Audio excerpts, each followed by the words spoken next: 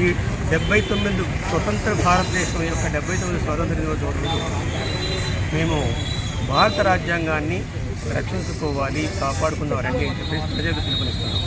దీనికి కారణం ఏమిటంటే భారత రాజ్యాంగం ఇంతవరకు ప్రజల్లోకి తీసుకెళ్ళినటువంటి పార్టీలు ఏమీ లేవు.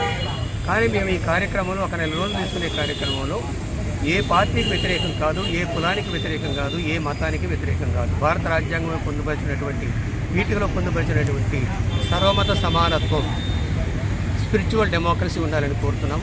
అదేవిధంగా ప్రతి వాడికి మాట్లాడే హక్కు ఉండాలని కోరుతున్నాము. వాళ్ళ విశ్వాసాన్ని కాపాడాలని కోరుతున్నాము. సర్వసత్తాక సామ్యవాద లౌకిక ప్రజాస్వామ్య రిపబ్లిక్ అని మనం చెప్పుకున్నాం రాజ్యాంగ పీఠికలో. దాన్ని ప్రజల్లోకి తీసుకెళ్ళాలని చెప్పేసి మేము ఒక నెల రోజులు క్యాంపెయిన్ తీసుకుంటున్నాము.